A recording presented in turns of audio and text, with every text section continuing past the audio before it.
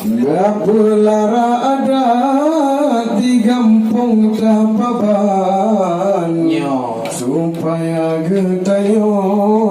hana mekarat nyan otrok jamai pertama siat tamang udalam memang di sini hayul padan kalon di kampung Berawang memang tak hayu kesatuan masyarakat na acara adat kebersamaan yang muda-muda yang tua mehan saban ku ingat kerijanyan menanci kurang inong bak bulangong hai sahabat mandu masyarakat na kesatuan kelau kampung sabita ingat betul tanyo mepekat kadang bak kadang nyo lagi uronyo pelara ada pentingnya datang jame undang belum dakalan adu tanya wasiat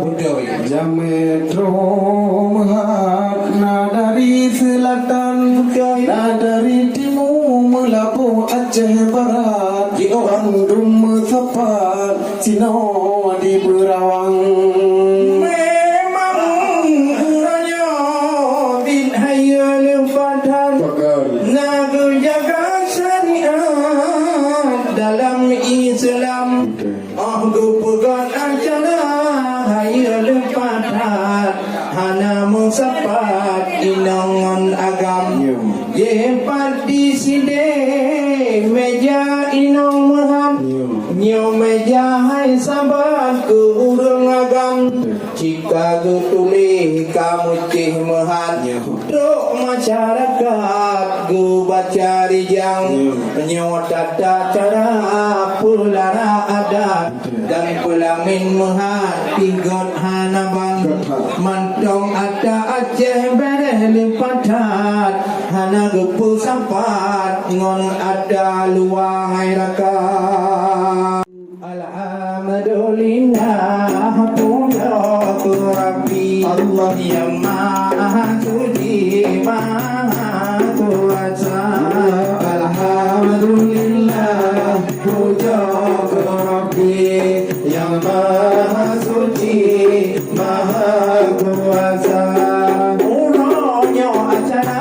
berkah nuri wangi asli ada budaya uronyo acara berkah nuri silaturahmi ada data jaga ada di Aceh di Aceh berehan sagri danyo peduli gampung dengan kuda ada di Aceh berehan sagri danyo peduli Tuhan muda menahai langkah danyo warisi generasi harapan bangsa menairakan tanya puturi bak generasi bak fajar oleh karenanya dosa dengan pasti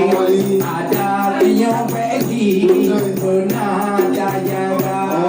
oleh karenanya bang Suman dosa dengan pasti ada penyopeki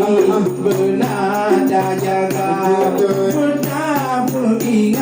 ingat bayar